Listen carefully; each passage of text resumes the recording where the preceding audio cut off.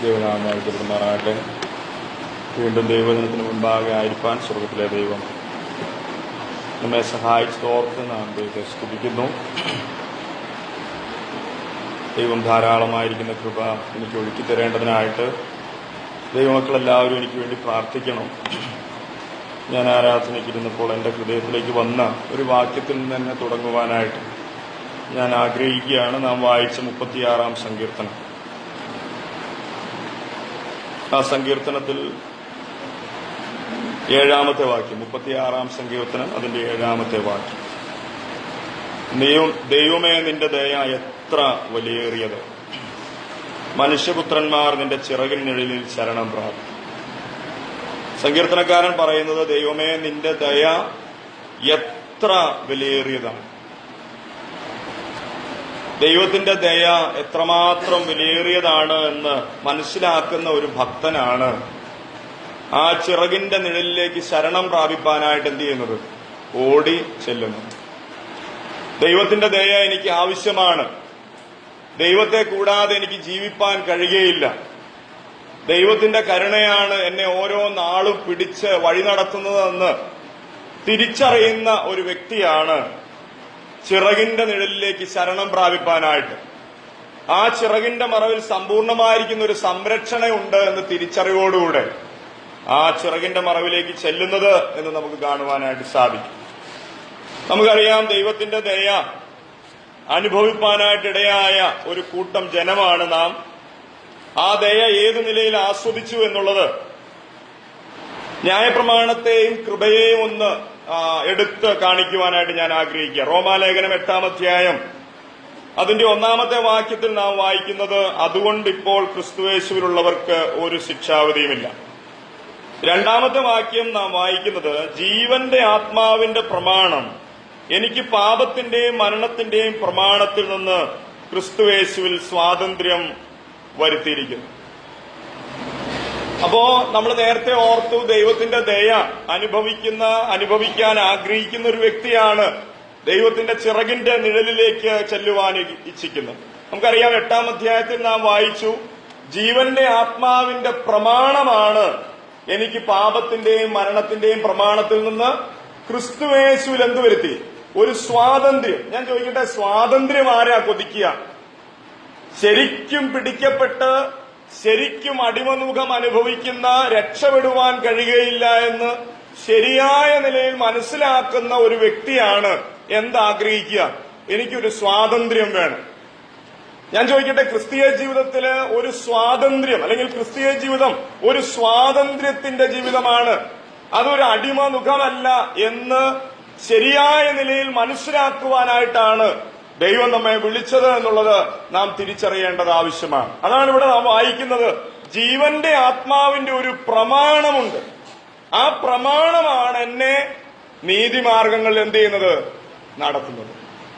അതുകൊണ്ടാണ് തിരുവഴുത്തിൽ നമ്മൾ വായിക്കുന്നുണ്ട്, അതിന്റെ താഴേക്ക് നാം വായിക്കുമ്പോൾ 4-ാമത്തെ വാക്യത്തിൽ നാം വായിക്കുന്നത്, ജഡത്തെ അല്ല ആത്മാവിനെ അത്ര അനുസരിച്ച് നടക്കുന്ന നമ്മിൽ ന്യായപ്രമാണത്തിന്റെ നീതി നിവൃത്തിയാകേണ്ടതിന് തന്നെ. അപ്പോ ഒരു ആത്മാവ് നമ്മുടെ ഉള്ളിലുണ്ട്. ആ ആത്മാവിനെ അനുസരിച്ച് നടക്കുന്നവർക്കുണ്ടാകുന്ന സ്വാതന്ത്ര്യത്തെ സംബന്ധിച്ചാണ് തിരുവഴുത്ത് സംസാരിക്കുന്നത്. അതാണ് ജീവന്റെ ആത്മാവിന്റെ പ്രമാണം എന്ന് പറയുന്നത്. ഞാൻ ചോദിക്കട്ടെ, ഇങ്ങനെ ഒരു ആത്മാവിന്റെ ഒരു അനുസരണത്തിന്റെ കീഴിൽ നമുക്കായിരിക്കാനായിട്ട് സാധിച്ചിട്ടുണ്ടോ? ക്രിസ്തീയ ജീവിതം എന്ന് പറയുന്നത് ആത്മാവിന്റെ അനുസരണത്തിന്റെ കീഴിൽ നടക്കേണ്ട, അല്ലെങ്കിൽ ന്യായപ്രമാണത്തിന് കഴിയാത്ത കാര്യം. എന്താ ന്യായപ്രമാണം? അതൊന്നും ശരിയായ നിലയിൽ അതിന്റെ 7-ാം അധ്യായം അതിന്റെ 7 മുതലുള്ള വാക്യം ഒന്ന് വായിച്ചേ. 7-ാം അധ്യായം 7 മുതലുള്ള വാക്യങ്ങളിൽ നമ്മൾ വായിക്കുന്നത്, ന്യായപ്രമാണം പാപമെന്നോ ഒരു നാളും അരുത്, എങ്കിലും ന്യായപ്രമാണത്താൽ അല്ലാതെ ഞാൻ പാപത്തെ അറിഞ്ഞില്ല. അപ്പൊ ന്യായപ്രമാണം കൊണ്ട് എനിക്കുണ്ടായ ഗുണമെന്ന് പറയുന്നത്, എനിക്ക് പാപസംബന്ധമായ ഒരു അറിവുണ്ടായി എന്നുള്ളതാണ്. അതായത് എന്റെ അകത്ത് എത്രമാത്രം പാപമുണ്ടെന്ന് ഞാൻ ഏതിനാൽ അറിഞ്ഞു? കൽപ്പന ലഭിച്ചപ്പോ അറിഞ്ഞു. കൽപ്പന ലഭിക്കാത്ത കാലത്തോളം ഞാൻ എന്തറിയുന്നില്ല? എന്റെ അകത്ത് ഇത്രയും വലിയൊരു പാപമുണ്ടെന്ന് ഞാൻ അറിയുന്നില്ല. അതിനകത്ത് പൗലോസ് എടുത്തു കാണിക്കുന്ന ഒരു പാപം മോഹം എന്ന പാപത്തെയാണ്. എന്തുകൊണ്ടായിരിക്കണം പൗലോസ് ഈ മോഹം എന്ന പാപം എടുക്കാൻ കാരണം? ഈ പുറമേ കാണപ്പെടുന്ന പാപത്തെ വേണമെങ്കിൽ മനുഷ്യനാണെങ്കിലും ഒന്ന് അടിച്ചു നിയന്ത്രിക്കാനായിട്ട് പറ്റും. പക്ഷെ ഹൃദയത്തിലെ പാപത്തെ ഒരു മനുഷ്യനും എന്ത് ചെയ്യാൻ പറ്റത്തില്ല, കാണാനായിട്ട് പറ്റത്തില്ല. അപ്പൊ മോഹം എന്ന് പറയുന്ന പാപം എവിടെയാണ് ഉത്ഭവിക്കുന്നത്? ഹൃദയത്തിൽ ഉത്ഭവിക്കുന്ന ഒരു പാപമാണ്. മോഹം എന്ത് ചെയ്തോണമെന്നില്ല, ചിലപ്പോൾ അത് പ്രകടമായിക്കോണമെന്നില്ല, എന്ത് പ്രവൃത്തിയായിട്ട് അത് പുറമെ വെളിപ്പെട്ടോണമെന്നില്ല. പക്ഷെ എനിക്ക് എന്ത് ചെയ്യാം? എന്റെ ഉള്ളിൽ എന്ത് ചെയ്യാം? എനിക്ക് മോഹിക്കാം. അപ്പൊ മോഹിക്കരുത് എന്നുള്ളൊരു കൽപ്പന വന്നപ്പോൾ ഞാൻ സത്യത്തിൽ എന്താണ് അറിഞ്ഞത്? എന്റെ ഉള്ളിൽ മോഹമുണ്ടെന്നാണ് ഞാൻ അറിഞ്ഞത്. ഓക്കെ, അറിഞ്ഞതുകൊണ്ട് ഇതിനൊരു പരിഹാരമുണ്ടോ? മോഹം ഞാൻ അറിഞ്ഞു, എനിക്ക് എന്തുണ്ട്? മോഹം ഉണ്ടെന്ന് ഞാൻ അറിഞ്ഞു, ഞാനൊരു മോഹിക്കുന്നവനാണെന്ന് ഞാൻ അറിഞ്ഞു. ഓക്കെ, കൽപ്പന കിട്ടി, മോഹിക്കരുത്. അതുകൊണ്ട് എന്താ പ്രയോജനം?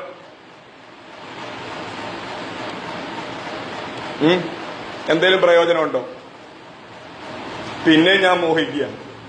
കൽപ്പന കിട്ടിയതുകൊണ്ട് എനിക്കുണ്ടായ പ്രയോജനം എന്താ? ഒരു പ്രയോജനം ഉണ്ടായിട്ടില്ല. ഇപ്പൊ ഉദാഹരണം, ഞാനിവരോട് പറയുക, മുട്ടായി ഒന്നും ഇനി മോഹിക്കരുതെന്ന് ഞാൻ പിള്ളേരോട് പറഞ്ഞിട്ട് മുമ്പിൽ കൊണ്ടുവന്നൊരു കോലുമുട്ടായി അങ്ങ് വെച്ച്. ഒരു കോലുമുട്ടായി, പിള്ളേർക്ക് ഏറ്റവും ഇഷ്ടമുള്ള സാധനമാണല്ലോ ഈ കോലുമുട്ടായി. ഈ കോലുമുട്ടായി ഞാൻ അവന്റെ മുമ്പിൽ കൊണ്ടുവച്ചാല് ഇവനോട് ഞാൻ പറയാ, ആ മുട്ടായി മോൻ മോഹിക്കാൻ പാടില്ല, അത് പാപമാണ് കുട്ട. ഒരു കാരണവശാലും എന്റെ കുഞ്ഞെന്തോ മോഹിക്കരുത്, ആ മുട്ടായി മോഹിക്കരുത്. എന്റെ ചോദ്യം, ഞാൻ വടിയൊക്കെ എടുത്ത് നിന്നിട്ട് ഇവനോട് പറയാ മോഹിക്കരുത്, മോഹിച്ചാ പാപമാണ്. വടിയെ പേടിച്ചിട്ട് ചിലപ്പോൾ ഇവൻ പുറമേ അതെടുത്തെന്ന് വരത്തില്ല, പക്ഷേ ഇവന്റെ അകത്ത് മുഴുവൻ ഏതിനോടുള്ള ചിന്തയായിരിക്കും? പറഞ്ഞേ, ഈ മുട്ടായിയോടുള്ള ആയിരിക്കുന്ന ആഗ്രഹമായി. ഞാൻ പറഞ്ഞേ, കൽപ്പനയ്ക്ക് സത്യത്തിൽ എന്ത് മാത്രമേ ചെയ്യാൻ സാധിച്ചിട്ടുള്ളൂ? നമ്മുടെ ഉള്ളിലെ പാപം സംബന്ധിച്ച് നമ്മളെ അറിയിക്കാനായിട്ട് സാധിച്ചു. പക്ഷെ ആ സന്ദർഭത്തിൽ സംഭവിച്ചൊരു വലിയ വിഷയം എന്താണെന്ന് അതിന്റെ താഴോട്ട് നമ്മളൊന്ന് വായിച്ചേ. മോഹിക്കരുതെന്ന് ന്യായപ്രമാണം പറയാതിരുന്നെങ്കിൽ ഞാൻ മോഹത്തെ അറിയയില്ലായിരുന്നു. അടുത്തതാണ് ശ്രദ്ധിക്കേണ്ടത്. 8ാമത്തെ വാക്യം, പാപമോ അവസരം ലഭിച്ചിട്ട് കൽപ്പനയാൽ എന്നിൽ സകലവിധ മോഹത്തെയും എന്ത് ചെയ്തു? ജനിപ്പിച്ചു. നോക്കുന്നിടത്തെല്ലാം ഇപ്പം കോലുമുട്ടായി കൊണ്ടുവച്ചേക്കുക. ഒന്നായിരുന്നു ഈ പല വെറൈറ്റിയിലുള്ള കോലുമുട്ടായില്ല. എനിക്കാണെങ്കിൽ ജയിക്കാനൊട്ട് പറ്റുന്നുമില്ല. കൽപ്പന അറിഞ്ഞു, എന്നിൽ എന്തുണ്ടെന്ന് മനസ്സിലായി, മോഹമുണ്ടെന്നുള്ള മനസ്സിലായി. പക്ഷെ എനിക്ക് മോഹത്തെ എന്ത് ചെയ്യാൻ പറ്റുന്നില്ല, പറഞ്ഞേ, ജയിക്കാനായിട്ട് സാധിക്കുന്നില്ല. അങ്ങനെ വരുമ്പോഴാണ് നമുക്ക് ഏത് പ്രമാണം ആവശ്യമായിട്ട് വരുന്നത്? ഇവിടെ കൽപ്പന എനിക്ക് എന്ത് ബോധ്യം തന്നു? എന്നിൽ മോഹമുണ്ടെന്നുള്ളതായിരിക്കുന്ന അറിവ് ലഭിച്ചു. ഇവിടുത്തെ വിഷയം പാപം ഉണ്ടെന്ന് മാത്രമല്ല, പാപസംബന്ധമായി ഞാൻ മരിച്ചവനാണെന്നുള്ള അറിവാണ് എനിക്ക് ന്യായപ്രമാണം തരുവാനിടയായി. ഇപ്പൊ പാപം ഉണ്ടെന്ന് മാത്രമല്ല, ആ പാപത്തിൽ നിന്ന് രക്ഷപ്പെടാൻ, ഈ കൽപ്പനയെ അനുസരിക്കാനുള്ള കഴിവും എനിക്കില്ല. അങ്ങനെയാണെങ്കിൽ പിന്നെ രക്ഷപ്പെടുവോ? ഇവിടെ ആ ദൈവത്തിന്റെ ദയ എത്ര വലിയേറിയത് എന്ന് മനസ്സിലാക്കിയ ഒരു ഭക്തൻ ആരിലേക്ക് തിരിയുന്നത്? ദൈവത്തിങ്കിലേക്ക് തിരിയുന്നു. ഇവിടെ പാപസംബന്ധമായി ഞാൻ മരിച്ചു, പാപം എന്നിൽ ഉണ്ട് എന്ന് മാത്രമല്ല, പാപസംബന്ധമായി ഞാൻ എന്ത് ചെയ്തിരിക്കുന്നു? മരിച്ചിരിക്കുന്നു. എനിക്ക് മോഹം, ഞാൻ നേരത്തെ ദൈവലിനോട് പറഞ്ഞു, ദൈവല് അറിയാമല്ലോ, ഓക്കെ, ദൈവലിനോട് ഞാൻ പറഞ്ഞു, നീ ഒരു കാര്യം ചെയ്യണം, പൈസ സ്തോത്രകാഴ്ച ഇടാൻ നേരത്തെ ഇങ്ങനെ മൂടി പിടിച്ചോണ്ട് വേണം ഇരിക്കാൻ, എന്നിട്ട് വേണം സ്തോത്രകാഴ്ച ഇടാൻ. ഞാൻ അവനോടത് പറഞ്ഞു, മോനെ ഇങ്ങനെയെന്ന് കാണിച്ചു കൊടുത്തു. ഞാൻ പൈസ എടുത്ത് ഇങ്ങനെ പിടിച്ചു കാണിച്ചു കൊടുത്തു. അപ്പൊ അവന് നോക്കിയിട്ട് ഈ അവന്റെ കൈ കിട്ടിയേക്കുന്ന പൈസ എന്ത് ചെയ്തിട്ട് ഇതിന്റെ അകത്തങ്ങോട്ട് ഒതുക്കാൻ പറ്റുന്നില്ല. അപ്പൊ അവൻ എന്നോട് പറഞ്ഞു, പപ്പ ഒരു കാര്യം ചെയ്തു, ഇതൊന്ന് മടക്കി തന്നെ. ഓക്കെ. അപ്പൊ ഞാൻ എന്ത് ചെയ്തു, അവന് ഈ പൈസ രണ്ടാക്കി മടക്കി അവന്റെ കൈ കൊടുത്തു. അത് കഴിഞ്ഞിട്ട് അവൻ പിന്നെ അതിന്റെ ഉള്ളിൽ ഒതുക്കിക്കൊണ്ട് ഇങ്ങനെ ഇരിക്കുക. കഷ്ടപ്പെട്ട് പപ്പ പറഞ്ഞ കൽപ്പന അനുസരിക്കാൻ വേണ്ടി ഇങ്ങനെ ഒതുക്കിക്കൊണ്ടിരിക്കുന്ന സമയത്താണ് അവൻ പെട്ടെന്നൊരു ടിഷ്യൂ പേപ്പർ ഫ്രണ്ടിൽ കണ്ടേ. ഈ ടിഷ്യൂ പേപ്പർ കണ്ട ഉടനെ എന്തോ സംഭവിച്ചെന്നറിയോ? അവൻ അതെടുത്ത് പിടിച്ചപ്പോ ഇതെടുത്ത് വലിച്ചെറിഞ്ഞു. അപ്പൊ എന്തിയെ പോയി? ഞാൻ പറഞ്ഞ കൽപ്പന അവൻ അനുസരിക്കാൻ താല്പര്യം ഉണ്ടായിരുന്നു. അവൻ എന്നോട് പറഞ്ഞു, ഇതൊന്ന് മടക്കി തരാവോ പപ്പ? ഓക്കെ, ഞാൻ മടക്കി കൊടുത്തു. അവനത് മുറുക്കി പിടിച്ചു. കുറച്ചു നേരം കഴിഞ്ഞപ്പോഴാണ് അപ്പുറത്തൊരു ടിഷ്യൂ പേപ്പർ കണ്ട്. അപ്പൊ അതിന്റെ പുറകെ പോകാൻ തോന്നി. ഇതെടുത്ത് അങ്ങോട്ട് ഇട്ടേച്ച് അതിന്റെ പുറകെ പോയി. ഞാൻ ചോദിച്ചിട്ടെ, നമുക്ക് കൽപ്പന സൂക്ഷിക്കാനുള്ള കഴിവെന്ന് പറയുന്നത് എത്രയോ നേരേ ഉള്ളൂ? ഇത്രോ നേരേ ഉള്ളൂ. ഒരുവിധേന പേടിപ്പിച്ചാൽ ആ പേടി കൊണ്ട് ബാഹ്യമായി ചിലപ്പോ പുറത്തു വന്നില്ല എന്ന് വന്നേക്കാം. പക്ഷേ അകക്കണ്ണ് കാണുന്ന, അകഹൃദയം കാണുന്ന സ്വർഗത്തിലെ ദൈവത്തിന്റെ മുൻപിൽ നമ്മൾ ആരാണെന്ന് നാം തിരിച്ചറിയേണ്ടത് ആവശ്യം.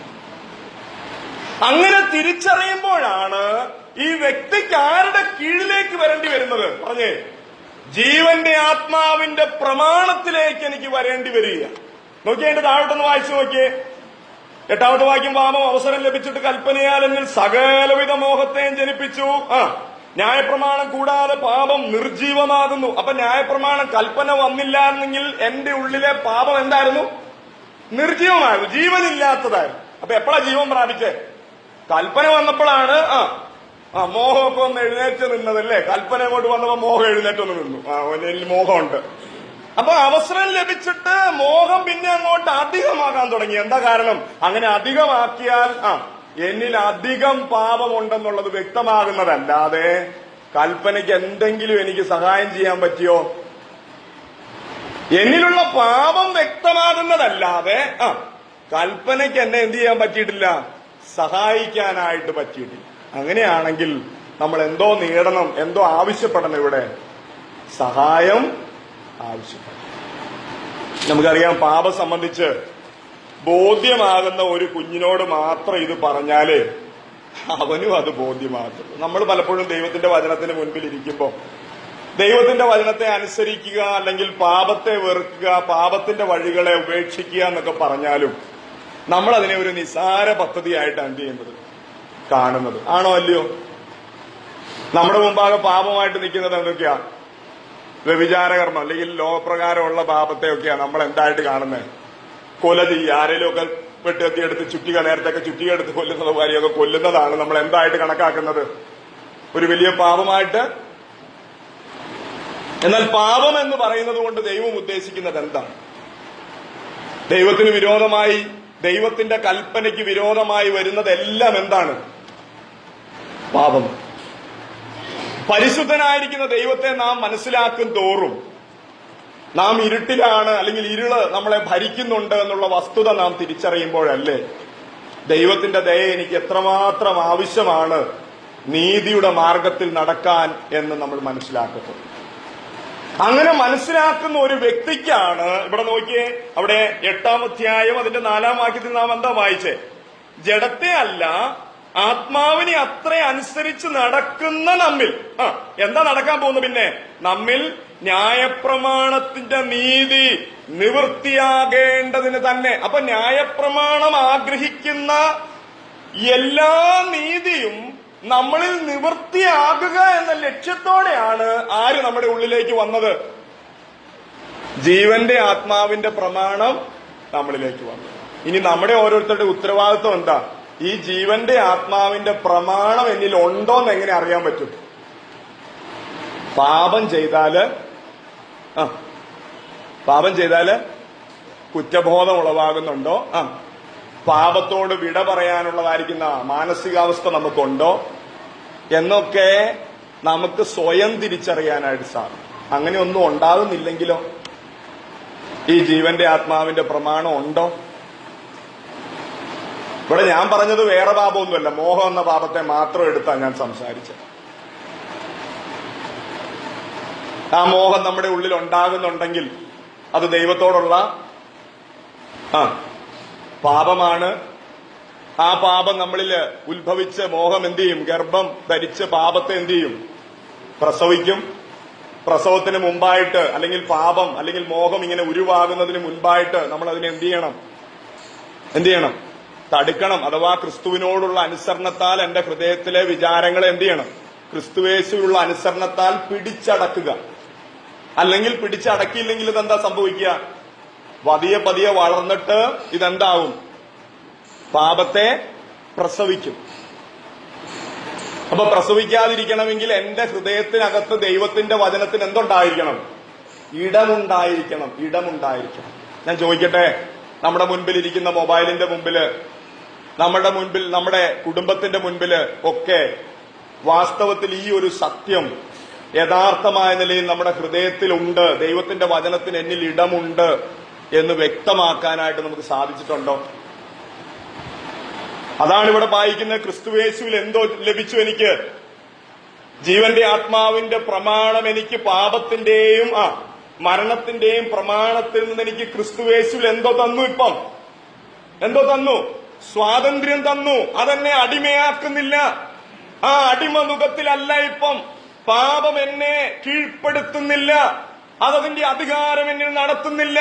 അത് നടത്താതെ വണ്ണം അവന്റെ നിഴലിൻ കീഴിൽ ശരണപ്പെട്ട എനിക്ക് അതിന്റെ മേൽ വിജയം ലഭിക്കുന്നു.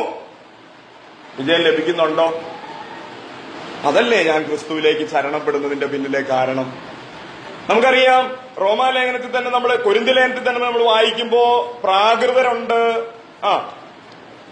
ജഡീകരുണ്ട്, ആത്മീകരുണ്ട്, അല്ലേ? 3 കൂട്ടം ആളുകളെ നമ്മൾക്ക് അവിടെ കാണാൻ സാധിക്കും. പ്രാകൃതരായിരിക്കുന്ന ആളുകൾ, പിന്നെ ഒരു കൂട്ടം എന്താണ്? ജഡീകരായിരിക്കുന്ന ആളുകൾ. പൗലോസ് അപ്പോസ്തലൻ 1 കൊരിന്ത്യർ 3-ാം അധ്യായം അതിന്റെ 1 മുതലുള്ള വാക്യങ്ങൾ വായിക്കുമ്പോൾ ഇങ്ങനെയാണ്: എന്നാൽ സഹോദരന്മാരെ, നിങ്ങളോട് എനിക്ക് ആത്മീകരോടെന്ന പോലെ അല്ല, ജഡീകന്മാരോടെന്ന പോലെ, ക്രിസ്തുവിൽ ശിശുക്കളായവരോടെന്ന പോലെ അത്രേ സംസാരിക്കാൻ കഴിയുന്നുള്ളൂ. അപ്പൊ എനിക്ക് നിങ്ങളോട് സംസാരിക്കുമ്പോ എനിക്ക് എങ്ങനെ സംസാരിക്കേണ്ടി വരിക? ഒരു ജഡീകന്മാരായ ആളുകളോട് സംസാരിക്കേണ്ടതുപോലെ സംസാരിക്കേണ്ടി വരിക. കാരണം അവർക്കാണ് ആത്മീകമായത് അവർക്ക് അങ്ങോട്ട് ദഹിപ്പിക്കാനുള്ള കപ്പാസിറ്റി ഇല്ല. എന്താണ് ആത്മീകമായത് എന്നുള്ളത് കൊരിന്ത്യലേഖനം 2-ാം അധ്യായത്തിൽ നമ്മൾ വായിക്കുന്നുണ്ട്. അതെന്താണ്? ഈ ലോകത്തിന്റെ ജ്ഞാനത്തെ ഭോഷത്വമായി കരുതിക്കൊണ്ട് ദൈവിക ജ്ഞാനത്തെ, ദൈവത്തിന്റെ വചനത്തെ അനുസരിക്കുന്നതിനെ ജ്ഞാനമായി കണക്കാക്കുന്നതാണ് എന്ത്? ആത്മീകത എന്ന് പറയും. ഈ ലോകത്തിന്റെ ചിന്താഗതി, ഇപ്പൊ ഞാൻ പറയാം, ന്യായപ്രമാണം എന്താ പറയുന്നത്? അതിനെ ചെയ്യുന്നവൻ അതിനാൽ ജീവിക്കും, അല്ലെ? ചെയ്യാൻ പറ്റുമോ? പറ്റത്തില്ല. അതവിടെ നിൽക്കട്ടെ. ചെയ്യുന്നവൻ അതിനാൽ ജീവിക്കും. പണം ഉണ്ടാക്കുന്നവൻ അതിനാൽ ജീവിക്കും. ജ്ഞാനം ഉണ്ടാക്കുന്നവൻ അതിനാൽ ജീവിക്കും. വീടുണ്ടാക്കുന്നവൻ അതിനാൽ ജീവിക്കും. അതാണ് ഏതിന്റെ പ്രമാണം? ജഡത്തിന്റെ പ്രമാണം എന്ന് പറയുന്നത്. എന്നാൽ അത് ലോകപ്രകാരമുള്ള ജ്ഞാനമാണ്. തന്റെ ആരോഗ്യം ഉണ്ടാക്കിയാൽ ആ ആരോഗ്യം കൊണ്ടവൻ ജീവിക്കും. ജീവിക്കുമോ? നല്ല ജിമ്മിലൊക്കെ പോയ ആളും 70 വയസ്സാകുമ്പോ എന്ത് ചെയ്യും? പറഞ്ഞേ ആ ജിം അവനെ ജീവിപ്പിക്കുമോ? ഇല്ല. നല്ലോണം ട്രീറ്റ്മെന്റ് ലഭിച്ച ആള്, ആ ട്രീറ്റ്മെന്റ് അവനെ ജീവിപ്പിക്കുമോ? ഇല്ല. അപ്പൊ ലോകപ്രകാരമുള്ള വിവേകത്തിന്റെ പുറകെ പോയാൽ ആ വിവേകം എന്നെ എന്ത് ചെയ്യില്ല? ഒരു നാളും ജീവിപ്പിക്കയില്ല എന്നുള്ള അറിവ് ഞാൻ മനസ്സിലാക്കിയപ്പോൾ ഞാൻ ഏതിന്റെ പുറകെ തിരിഞ്ഞു? ദൈവജ്ഞാനത്തിലേക്ക് വരുവാനായിട്ട് ആഗ്രഹിച്ചു. ദൈവത്തിന്റെ ചിറകിന്റെ കീഴിലേക്ക് വരാൻ ഇച്ഛിക്കുക. അതാണ് ദൈവം ലോകത്തിന്റെ ജ്ഞാനം എന്തായിട്ട് കണക്കാക്കി? പോഷത്വമായിട്ട് കണക്കാക്കി. അപ്പൊ ദൈവമക്കളും എങ്ങനെയാണ് കണക്കാക്കേണ്ടത്? ലോകജ്ഞാനം എന്താണ്? പോഷത്വമാണ്. ആ പോഷത്വമായതിനെ എന്ത് ചെയ്യുക? ഞാൻ തള്ളിയിട്ട് ഞാൻ ഏത് ജ്ഞാനത്തെ എടുക്കുക? ദൈവത്തിന്റെ വചനത്തിന് കീഴ്പ്പെട്ടിരിക്കുന്ന ഒരു ദൈവപൈതലിനെ ദൈവം തീർച്ചയായിട്ടും പുലർത്തും എന്ന കാത്തിരിപ്പിന്റെ മനോഭാവത്തിലേക്ക് ഞാൻ വരുമ്പോഴാണ് ഞാൻ ആരുടെ പ്രമാണം എനിക്ക് ആവശ്യമായി വരുന്നത്? ജീവന്റെ ആത്മാവിന്റെ പ്രമാണം എനിക്ക് ആവശ്യമായി വരുന്നു. ഞാൻ ചോദിക്കട്ടെ, ഈ പ്രമാണത്തിന് വേണ്ടി എന്നെ തന്നെ താഴ്ത്തുന്നതാണ് എന്തെന്ന് പറയുന്നത്? ആത്മീകത എന്ന് പറയുന്നു. ഇവിടെ നമുക്കറിയാം, കൊരിന്ത്യലേഖനത്തിൽ തന്നെ നമ്മൾ വായിക്കുമ്പോൾ അവിടെ ഈർഷ്യയും പിണക്കവും പക്ഷം പിടിക്കലൊക്കെ നമുക്ക് കാണാനായിട്ട് സാധിക്കുന്നുണ്ട്. ഞാൻ പൗലോസിന്റെ പക്ഷക്കാരനാണ്, നീ ഏതാ? അപ്പൊ പള്ളിയോട് ചോദിക്കുമ്പോൾ പുള്ളി പറയും ഞാൻ അപ്പല്ലോസിന്റെ പക്ഷക്കാരനാണ്. മറ്റവനോട് ചോദിച്ചു കഴിയുമ്പോൾ ഇന്നാരുടെ പക്ഷക്കാരനാണ്. അങ്ങനെ ഒത്തിരി പക്ഷങ്ങൾ അവിടെ ഉണ്ടാകുന്നുണ്ട്. ഈ പക്ഷങ്ങൾ ആർക്കുണ്ടാകുന്നതാ? ജഡീകന്മാർക്കുണ്ടാകുന്ന, അല്ലെ? എന്താ ജഡീകന്മാർക്ക് പക്ഷങ്ങൾ ഉണ്ടാകാനുള്ള കാരണം? നമ്മൾ മനസ്സിലാക്കേണ്ടത്, ഈ ന്യായപ്രമാണം പറയുന്നത് ജഡത്തിന്റെ പ്രമാണമാണ്, ജഡത്തോട് ബന്ധപ്പെട്ട പ്രമാണം. എന്നാല് നമുക്ക് ലഭിച്ചിരിക്കുന്ന ഇന്നത്തെ കൃപയുടെ പ്രമാണം ഏതിനോട് ബന്ധപ്പെട്ടതാ പറഞ്ഞേ? ജഡത്തോട് ബന്ധപ്പെട്ടതാണോ ആത്മാവിനോട് ബന്ധപ്പെട്ടതാണോ? ആത്മാവിനോട് ബന്ധപ്പെട്ട. അപ്പൊ ആത്മാവിനോട് ബന്ധപ്പെട്ട് ഒരു ജീവിതത്തിലേക്ക് നമ്മൾ വന്നപ്പം സത്യത്തിൽ നമ്മൾ ഏതിനെയായി ഇപ്പൊ ക്രൂശിക്കണ്ടേ? നേരത്തെ എന്ന് പറഞ്ഞാൽ ജഡത്തോട് ബന്ധപ്പെട്ട ജീവിതമായിരുന്നു. അതുകൊണ്ട് തന്നെ അത് ചെയ്യുന്നവൻ അതിനാൽ എന്ത് ചെയ്യും? ജീവിക്കുമെന്ന് മനസ്സിലാക്കി നമുക്ക് തോന്നിയതുപോലെ നമ്മുടെ വിവേകത്തിലൂന്നി നാം എന്ത് ചെയ്തു? ജീവിച്ചു. എന്നാൽ ഇന്ന് നമ്മളെ ആക്കി വച്ചിരിക്കുന്ന ജീവന്റെ ആത്മാവിന്റെ പ്രമാണം എന്ന് പറയുന്നത് ആത്മാവിനോട് ബന്ധപ്പെട്ടുണ്ടാക്കുന്ന പുരോഗതിയെ ബേസ് ചെയ്തിട്ടുള്ളൊരു ജീവിതമാണ്. എന്താണ് ആത്മാവിനോട് ബേസ് ചെയ്യുന്നത്? ഈ ജഡത്തെ അതിന്റെ രാഗമോഹങ്ങളോടുകൂടെ ക്രൂശിച്ചിട്ട് ഈ ജഡത്തെ ഞാൻ ആർക്കായിട്ട് ഉപയോഗിക്കുക? പറഞ്ഞേ, എന്റെ അകത്ത് വസിക്കുന്ന ദൈവാത്മാവിന് അനുസരണത്തിനായിട്ട് ഈ ജഡത്തെ ഉപയോഗിക്കുന്നതാണ് വാസ്തവത്തിൽ എന്തെന്ന് പറയുന്നത്? ആത്മീകൻ എന്ന് പറയും. അങ്ങനെയാണെങ്കിൽ ഇവിടെ പിണക്കമൊക്കെ ഉണ്ടായതിന്റെ കാരണം എന്തായിരിക്കും? പറഞ്ഞേ, പിണക്കമൊക്കെ ഉണ്ടായതിന്റെ കാരണം ജഡത്തിലെ ഇഷ്ടങ്ങൾക്ക് ഒത്തവണ്ണം ഞാൻ ഓരോരുത്തരും അങ്ങ് ചൂസ് ചെയ്യുക. അപ്പം ഉദാഹരണം, ഞാൻ പ്രസംഗിച്ച അത്ര പോരാ, ഷൈജു അത്ര പോരാ, പിന്നെ മറ്റേ ആള് പ്രസംഗിക്കും, ആ പുള്ളി കുഴപ്പമില്ല, നല്ല പ്രസംഗം. ഓരോരുത്തരോട് അവരുടെ ചായ്വിനും ചൊവയ്ക്കും ഒത്തവണ്ണം എന്ത് ചെയ്യുക? പറഞ്ഞേ, കൂട്ടായ്മ പിടിക്കുക. ആ സഹോദരൻ കുഴപ്പമില്ല. അപ്പൊ എന്തോ കുഴപ്പമില്ലാത്ത? അത്യാവശ്യം നന്നായിട്ടൊക്കെയാ ജീവിക്കുന്നത്. അപ്പൊ അതാ ഏതില്ലാത്തത്? കുഴപ്പമില്ലാത്തത്. അപ്പം അങ്ങനെ ഓരോരുത്തരുടെ ചുമയ്ക്കും ചായ്വിനും ഒത്തവണ്ണം ഞാൻ ആരെ പിടിക്കുക? ഓരോരുത്തരെ പിടിച്ചിട്ട് അവൻ കൊള്ളാം എന്ന് പറയുന്നതാണ് എന്ത്? ഇഷ്ടാനുസരണമുള്ള പക്ഷം ചേർന്ന്. അവൻ കുഴപ്പമില്ല, നല്ല പയ്യന. ഇത് ഏത് അടിസ്ഥാനത്തിലാണ് ഞാൻ പിടിച്ചിരിക്കുന്നത് എന്നുള്ളത് അവിടുത്തെ വിഷയം. അതാണ് ജഡീകം എന്ന് പറയുന്നത്. എന്നാൽ ഇവിടെ നോക്കിയേ, അതിന്റെ തന്നെ 1 കൊരിന്ത്യർ അതിന്റെ 3-ാം അധ്യായം അതിന്റെ 10-ാം വാക്യത്തിലേക്ക് നമ്മൾ വരുമ്പോ പൗലോസ് പറയുന്ന ഒരു കാര്യമുണ്ട്. 11-ാം വാക്യം, യേശുക്രിസ്തു എന്ന ഇട്ടിരിക്കുന്ന അടിസ്ഥാനമല്ലാതെ മറ്റൊന്നിടുവാൻ ആർക്കും കഴിയില്ല. അപ്പൊ ഏത് ഒരു ആത്മീകനെന്ന് പറയുന്നത് ക്രിസ്തുവാകുന്ന അടിസ്ഥാനത്തിൽ നിന്ന് ഉത്ഭവിക്കുന്ന പ്രവൃത്തി ചെയ്യുന്നവനാണ് എന്ത്? ആത്മീകമെന്ന്. അപ്പൊ ക്രിസ്തുവിൽ അധിഷ്ഠിതമായിരിക്കുന്ന ഒരു ക്രിസ്തീയ ജീവിതം. യേശു ക്രിസ്തു പറയുന്നത് പോലെ ഞാൻ എന്നെ തന്നെ എന്താക്കും? അടിമയാക്കുമെന്ന് പറയുന്നതാണ് വാസ്തവത്തിൽ എന്തെന്ന് പറയുന്നത്? ക്രിസ്തീയ ജീവിതം. അതിന് ജീവന്റെ ആത്മാവിന്റെ പ്രമാണം എന്ത് ചെയ്യണം? എന്നോട് കൂടെ ഉണ്ടാകും. നമുക്ക് അതിനോട് ബന്ധപ്പെട്ട് തന്നെ തെസ്സലോനിക്ക ലേഖനത്തിലേക്ക് ഒന്ന് പോകാം. തെസ്സലോനിക്ക ലേഖനം അവിടെ 4-ാം അധ്യായം, 1 തെസ്സലോനിക്കർ 4-ാം അധ്യായം, അവിടെ നമ്മൾ വായിക്കുന്നുണ്ട്, നമ്മുടെ കർത്താവിന്റെ ഇഷ്ടമോ നമ്മുടെ ശുദ്ധീകരണം തന്നെ എന്നൊക്കെ പറഞ്ഞിട്ട് താഴേക്ക് വരുമ്പോ വിശുദ്ധീകരണത്തിലും 5-ാം വാക്യം, വിശുദ്ധീകരണത്തിലും മാനത്തിലും താന്താന്റെ പാത്രത്തെ നേടിക്കൊള്ളട്ടെ. ഈ കാര്യത്തിൽ ആരും ശ്രദ്ധിച്ചേ അതിക്രമിക്കുകയും സഹോദരനെ ചതിക്കുകയും അരുത്. ഞങ്ങൾ നിങ്ങളോട് മുമ്പേ പറഞ്ഞതുപോലെ ഈ വകയ്ക്കൊക്കെയും പ്രതികാരം ചെയ്യുന്നവൻ ആരാണ്? കർത്താവാണ്. ഓക്കെ, ദൈവം നമ്മെ അശുദ്ധിക്കല്ല വിശുദ്ധീകരണത്തിനത്രേ വിളിച്ചത്.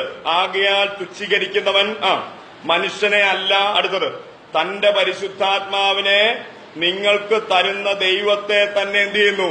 തുച്ഛീകരിക്കുന്നു. അപ്പൊ ദൈവത്തിന്റെ പ്രമാണം നമുക്കറിയാം. ന്യായപ്രമാണത്തിന്റെ പ്രശ്നം നമ്മൾ ഓർത്തു. അവിടെ കൽപ്പന കിട്ടുമെന്നുള്ളതല്ലാതെ ഒരു സഹായവും കിട്ടത്തില്ല. എന്നാൽ കൃപയുടെ പ്രത്യേകത അതല്ല. കൃപയുടെ പ്രത്യേകത എന്ന് പറഞ്ഞാൽ നമുക്ക് ആവശ്യമായ സഹായം തന്നുകൊണ്ട് നമ്മെ ആ കർത്താവ് ആഗ്രഹിക്കുന്ന ന്യായപ്രമാണം നമ്മളിലൂടെ എന്ത് ചെയ്യുക? നിവർത്തിപ്പിക്കുക എന്ന സ്റ്റേജിലേക്ക് ഡേ ബൈ ഡേ നമ്മളെ എത്തിക്കുന്നതാണ് എന്ത് ആത്മീകത എന്ന് പറയും. അതിന് ഞാൻ ചോദിക്കട്ടെ, ഈ ആത്മീകത നമ്മളിൽ ഉണ്ടാകണമെങ്കിൽ, അല്ലെങ്കിൽ അകത്തെ മനുഷ്യൻ അധികമായിട്ട് വളരണമെങ്കിൽ പോലും നമ്മൾ ഏതിലേക്ക് വരണം? വാസ്തവത്തിൽ ദൈവവചനം നമ്മൾ ആദ്യം എന്ത് ചെയ്യണം? നന്നായിട്ട് വായിക്കണം. നമ്മളങ്ങനെ വായിക്കുന്നവരാണോ? പ്രത്യേകിച്ച് നിങ്ങളോടൊക്കെ ഞാൻ ചോദിക്കും, എത്ര അധ്യായം ഒരു ദിവസം വായിക്കും? ഒരധ്യായെങ്കിലും അറ്റ്ലീസ്റ്റ് വായിക്കുന്നു. ആ വായിക്കുന്ന അധ്യായം എന്താണ് ഞാൻ മനസ്സിലാക്കുന്നത്? കർത്താവ്, എനിക്ക് നിന്നെ പോലെ ജീവിക്കാൻ, അങ്ങ് പറയുന്നത് പോലെ ജീവിക്കാൻ എനിക്ക് താല്പര്യമുണ്ടെന്നുള്ള ഭാവത്തോടുകൂടെ വായിക്കാറുണ്ട്. എവിടെയല്ലേ? വായിക്കേണ്ടിയിട്ട് ഒരു അധ്യായം എന്ത് ചെയ്യും? വായിക്കും. വളരെ വിനയത്തോടെ ഞാൻ ഓർപ്പിക്കട്ടെ, ദൈവത്തിന്റെ വചനം വായിക്കാത്ത ഒരു വ്യക്തിയുടെയും ഹൃദയത്തിൽ ആരും വളരില്ല. അകത്തെ മനുഷ്യൻ വളരുകയില്ല. അകത്തെ മനുഷ്യൻ വളർന്നാൽ, അല്ലെങ്കിൽ ജീവന്റെ ആത്മാവിന്റെ പ്രമാണം ശക്തിപ്പെടുന്നതിനൊത്തവണ്ണം മാത്രമേ എനിക്ക് ഏതിലേക്ക് വരാനായിട്ട് പറ്റത്തുള്ളൂ? ഒരു ആത്മീകന്റെ ഭാവത്തിലേക്ക്, അല്ലെങ്കിൽ ആത്മീകനായിട്ട് മാറുവാനായിട്ട് സാധിക്കൂ. ഇപ്പോഴും അതുകൊണ്ടാണ് പൗലോസ് ചോദിക്കുന്നത്, 5-ാം അധ്യായത്തിലേക്കൊക്കെ വരുമ്പോ കൊരിന്ത്യ ലേഖനം 1 കൊരിന്ത്യർ 5-ാം അധ്യായത്തിലേക്ക് വരുമ്പോ പൗലോസ് പറയാ, നിങ്ങളുടെ ഇടയിൽ ഒരു ദുർനടപ്പുകാരനുണ്ട്. അവൻ എത്രത്തോളം എത്തി? ജഡത്തിന്റെ മുഴുവൻ ത്രസിപ്പിലേക്കും എത്തി. മാത്രമല്ല, അവൻ അപ്പന്റെ ഭാര്യയെ ഇപ്പൊ വെച്ചോണ്ടിരിക്കുക. എന്നിട്ടും നിങ്ങൾക്ക് എന്തില്ല? ഒരുവിധ ദുഃഖവും ഇല്ല. അപ്പന്റെ ഭാര്യ ഒരാൾ എവിടെ വെച്ചോണ്ടിരിപ്പുണ്ട്? സഭയ്ക്കകത്തുണ്ട്. സഭയിൽ ഇത്രയും പരിപാടികൾ നടന്നിട്ടും അവർക്ക് എന്തില്ല? പറഞ്ഞേ, അവർക്ക് ഇങ്ങനെ പ്രസംഗിച്ച് ഷൈൻ ചെയ്യണം. എനിക്കുള്ള കൃപാവരം എന്താ? പ്രസംഗിക്കാൻ ഞാൻ വരും. മറ്റവൻ അന്യഭാഷ അങ്ങ് പറയും. അപ്പൊ മറ്റവൻ എണീറ്റ് അന്യഭാഷ ഇങ്ങനെ പറയും. ഇവിടെയുള്ള പുളിപ്പിനെ സംബന്ധിച്ചോ ഇവിടെയുള്ള പാപത്തെ സംബന്ധിച്ചോ അവർക്ക് എന്തില്ല? യാതൊരു ചിന്തയില്ല. അപ്പൊ ഞാൻ വരുന്നത് എന്തായിരിക്കും അറിയോ? ഇന്നെന്തോ തകർപ്പം മെസ്സേജ് പറഞ്ഞിട്ട് വേണം എനിക്ക് പോകാനുള്ളത് എന്റെ ചിന്ത. അപ്പൊ പിന്നെ അവിടുത്തെ പുളിപ്പ് സംബന്ധിച്ച് ചിന്തിക്കേണ്ട ആവശ്യം എനിക്കുണ്ടോ? ഞാൻ എന്തിനാ വരുന്നേ? പ്രസംഗിക്കാൻ. ഇനി വേറൊരു കൂട്ടർ എന്തിനാ വരുന്നേ? പ്രബോധിപ്പിക്കാൻ. ഇനി വേറൊരു കൂട്ടർ എന്തിനാ വരുന്നതെന്നറിയോ? ഇതൊക്കെ പ്രസംഗിച്ചത് എങ്ങനെയുണ്ടെന്ന് പറഞ്ഞേ വിലയിരുത്താൻ. വിലയിരുത്തി വെച്ച് പരമാവധി മറ്റുള്ളവർക്കൊക്കെ ഇത് എത്തിക്കുന്ന ഓട്ടാളന്മാരായി, വാർത്താ മാധ്യമങ്ങളായിട്ട് മാറാൻ. അങ്ങനെ പല വിധത്തിലുള്ള ഉദ്ദേശത്തോടെയാണ് ഞാൻ എവിടേക്ക് വരുന്നത്? സഭാഹോളിലേക്ക്. ഇങ്ങനെ വരുന്ന ഒരാൾക്ക് സഭയിലെ പാപം സംബന്ധിച്ച് ദുഃഖം ഉണ്ടാവുമോ? സഭ ആത്മീയമായിട്ട് വളരണമെന്നുള്ള താല്പര്യം ഉണ്ടാകുമോ? ഉണ്ടാകത്തില്ല. ഞാൻ പറയട്ടെ, ദൈവത്തിന്റെ വചനം നമ്മുടെ ഉള്ളിൽ ഒരു പ്രമാണത്തെ വളർത്തിയെടുക്കണം. ആ വളർത്തിയെടുക്കുന്ന പ്രമാണത്തിന് മാത്രമേ, അകത്തെ മനുഷ്യന് മാത്രമേ എന്റെ ജഡത്തിന്റെ രാഗങ്ങളുടെ മേൽ എനിക്ക് എന്ത് ചെയ്യാൻ പറ്റത്തുള്ളൂ? പറഞ്ഞേ, ജയിക്കാനായിട്ട് പറ്റത്തുള്ളൂ. നാളിതുവരെയായിട്ട് നമ്മുടെ കോപത്തെ, ഇപ്പൊ ഞാൻ ഓർക്കുക, നമ്മൾ ഈ സാധാരണഗതിയില് പറയുമ്പോഴൊക്കെ നമ്മൾ ദേഷ്യപ്പെടുന്ന സ്വഭാവമൊക്കെ നമുക്കുണ്ട്. ഞാൻ ചോദിക്കട്ടെ, ആത്മീയതയിലേക്ക് വന്നിട്ട് ഏകദേശം എനിക്ക് തോന്നുന്ന ഒരു ഇത്ര വർഷമൊക്കെ നമുക്കുണ്ടാവുമല്ലോ പറയാനായിട്ട്. ദേഷ്യത്തെ ഇതുവരെ ഇനി വേണ്ട, ദേഷ്യത്തെ അവിടെ നിൽക്കട്ടെ. ദേഷ്യം ഒരു പാപമാണെന്നുള്ള ചിന്തയിലേക്ക് നിങ്ങൾ വന്നവരുണ്ടോ? ദേഷ്യപ്പെട്ട ചെടി ഞാൻ അപ്പത്തെ പെട്ടെന്നുണ്ടായ സന്ദർഭത്തിൽ അങ്ങ് ദേഷ്യപ്പെട്ടു പോയതാ, നീ എന്നോടൊന്ന് ക്ഷമിക്ക്, അതാണല്ലോ ചെയ്തേച്ചുള്ള ഒരു അനുതാപം എന്ന് പറയുന്നത്. അറ്റ്ലീസ്റ്റ് അതെങ്കിലും വന്നോ? നമ്മൾ എത്ര വളർന്നിട്ടുണ്ട്? നമ്മളെപ്പോഴും നോക്കുന്നതെന്ന് പറയും, ഞാൻ അത്യാവശ്യം മാന്യമായിട്ടാണ് നിങ്ങളെ എന്ത് ചെയ്തേ വളർത്തിയ. ഏത് വെച്ച്? ലോകം വെച്ചാണ്. എന്നാൽ ഇവിടെ നമ്മൾ ഓർക്കണ്ടേ, ഈ ജീവന്റെ ആത്മാവിന്റെ പ്രമാണം എനിക്ക് ക്രിസ്തു എന്റെ ഉള്ളിൽ വന്നത് മുഖാന്തരം ക്രിസ്തു എന്നിൽ ഉണ്ടാക്കിയ മാറ്റമാണ് ഞാൻ എന്ത് ചെയ്യേണ്ടത്? സഭയ്ക്ക് ബോധ്യമാക്കേണ്ടത്. ക്രിസ്തു എന്നെ ഏതെല്ലാം കാര്യത്തിൽ തടുത്തിട്ടു. അതുകൊണ്ടല്ലേ പൗലോസ് പറയുന്നത്, ക്രിസ്തുവിന്റെ ആത്മാവ് ഞങ്ങളെ എന്ത് ചെയ്തു? തടുത്തു. പോകണ്ടെന്ന് പറഞ്ഞു, ഞങ്ങൾ പോയില്ല. എന്റെ ചോദ്യം, അങ്ങനെ എത്ര പോകാതിരുന്നിട്ടുണ്ട് നമ്മള്? ക്രിസ്തുവിന്റെ ആത്മാവ് എന്നോട് പറഞ്ഞു മിണ്ടരുതെന്ന് പറഞ്ഞു, നമ്മൾ എത്ര മിണ്ടാതിരുന്നിട്ടുണ്ട്? ക്രിസ്തുവിന്റെ ആത്മാവ് പറഞ്ഞു ദേഷ്യപ്പെടരുതെന്ന് പറഞ്ഞു, നമ്മൾ എത്ര ദേഷ്യപ്പെടാതിരുന്നിട്ടുണ്ട്? ഞാൻ ചോദിക്കട്ടെ, നേരത്തെ പാപമാണെന്ന് പോലും തോന്നാത്ത എത്രയെത്ര കാര്യങ്ങള് ഇന്ന് പാപമായി തോന്നിത്തുടങ്ങി? അറ്റ്ലീസ്റ്റ് തോന്നിത്തുടങ്ങിയോ? തോന്നിത്തുടങ്ങിയാലാണല്ലോ പിന്നെ കുറ്റബോധം, ചെയ്തു കഴിഞ്ഞാൽ ഉണ്ടാകുന്ന കുറ്റബോധം. ഇനി ഞാനൊരു കാര്യം പറയാം, കുറ്റബോധവും കുറെ കാലം ഉളവായി കഴിയുമ്പോൾ പിന്നെ ഉണ്ടാകുന്നത് എന്താണെന്നറിയോ? അയ്യോ ഞാൻ അരിഷ്ട മനുഷ്യൻ. ആ നിലവിളിയിലേക്ക് ഞാൻ എത്തുമ്പോഴാണ് ദൈവത്തിന്റെ സഹായം എനിക്ക് എവിടെ നിന്ന് വരുന്നത്? സ്വർഗത്തിൽ നിന്ന് വരുന്നത്. ഞാൻ ചോദിക്കട്ടെ, ദൈവത്തിന്റെ ചിറകിന്റെ മറവിലേക്ക് വരുമ്പോ അവന്റെ പക്കൽ ജീവന്റെ ഉറവുണ്ട് എന്നൊരു ഭക്തൻ തിരിച്ചറിയുമ്പോ മാത്രമേ ഞാൻ എവിടെ തന്നെ പറ്റി നിൽക്കത്തുള്ളൂ? പറഞ്ഞേ, ദൈവത്തോട് പറ്റി നിൽക്കത്തുള്ളൂ. നമുക്ക് എത്രമാത്രം ദൈവത്തോട് പറ്റി നിൽക്കാൻ താല്പര്യമുണ്ട്? നമ്മുടെ അകത്ത് വന്ന ജീവന്റെ പ്രമാണത്തെ നമ്മൾ എത്ര വളർത്തി? തിരുവെഴുത്ത് പറയുന്നത്, വചനമെന്ന മായമില്ലാത്ത പാൽ കുടിച്ച് വളരണം. എന്നിട്ട് എന്തിനാ കുടിച്ചു വളരുന്നത്? അടിസ്ഥാന കല്ലായ ക്രിസ്തുവിനോട് ചേർന്നിട്ട് വേണം എനിക്ക് എന്തോ പണിതെടുക്കാൻ, ഈ മന്ദിരം പണിതെടുക്കാൻ. അപ്പം ദൈവത്തിന്റെ വചനമാകുന്ന ആ മായമില്ലാത്ത പാൽ ഞാൻ എന്തിനാ കുടിക്കുന്നേ? എന്റെ മാതാപിതാക്കൾ പഠിപ്പിച്ച ഒരു ആദ്യപാഠത്താലല്ല ഞങ്ങൾ പണിയേണ്ടത്, അല്ലെങ്കിൽ ലോകം എന്നെ പഠിപ്പിച്ച ഒരു ആദ്യപാഠം അവരൊക്കെ പറഞ്ഞു തന്നിട്ടുള്ള നല്ലതിന്റെ അടിസ്ഥാനത്തിലല്ല ഞാൻ പണിയേണ്ടത്. മറിച്ച് തിരുവെഴുത്ത് എന്തെന്നെ ഉപദേശിക്കുന്നുവോ ആ തിരുവെഴുത്തിന്റെ അടിസ്ഥാനത്തിൽ പാപത്തോട് വിട പറഞ്ഞ് ക്രിസ്തു എന്ന അടിസ്ഥാനത്തിന്റെ മേലെ എനിക്ക് എന്ത് പണിയണം? ആത്മീയത വളർത്തിയെടുക്കണം. അല്ലാതെ പണിതൊക്കെ കൊരിന്ത്യലേഖനത്തിൽ നമ്മൾ വായിക്കുന്നത് എന്താ? തീ തന്നെ അതിനെ ശോധന ചെയ്യും. ഞാനൊരു കാര്യം പറയട്ടെ, നമ്മൾ ചിലപ്പോൾ വലിയ മൂപ്പന്മാരായിരിക്കാം, നമ്മൾ വലിയ കൈകാര്യം ചെയ്യുന്ന ആളുകളായിരിക്കാം.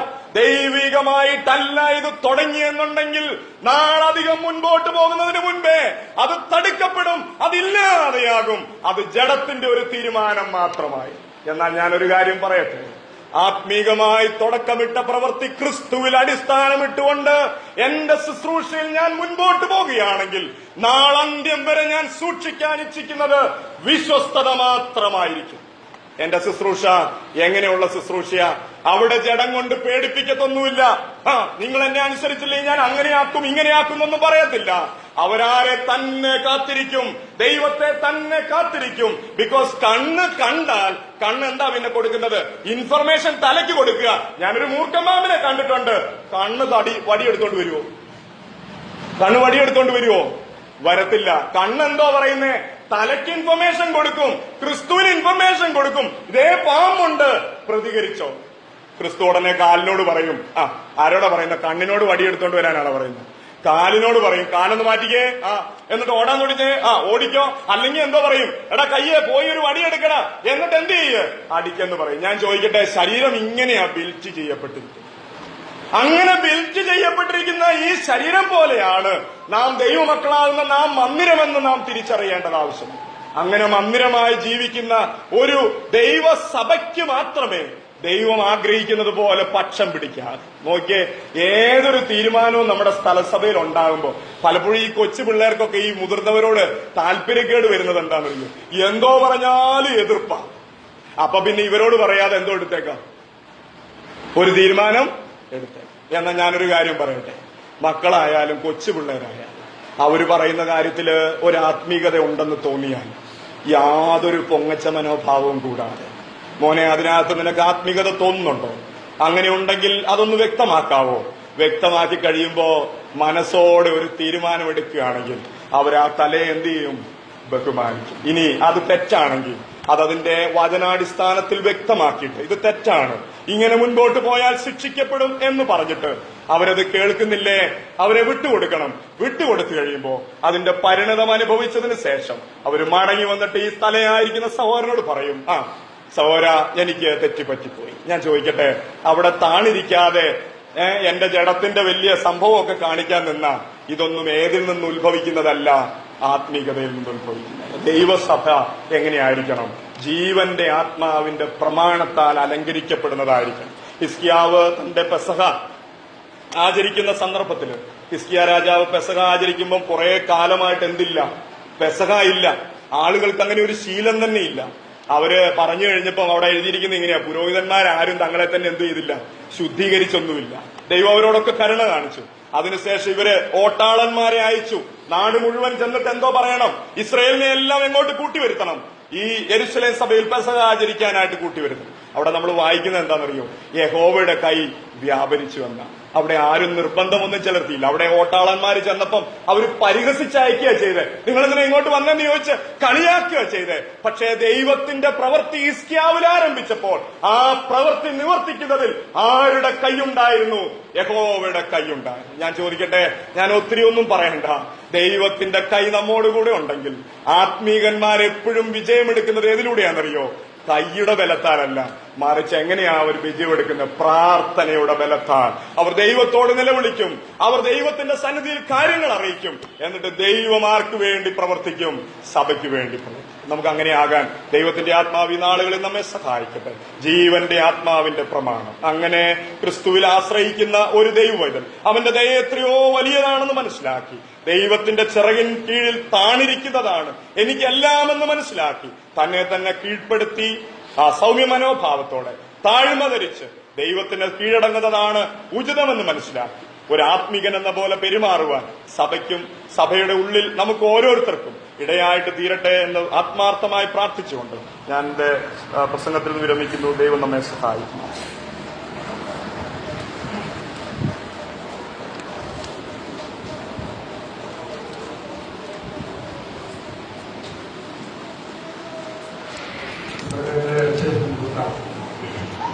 എല്ലാ സമയത്തുമായിരിക്കുന്ന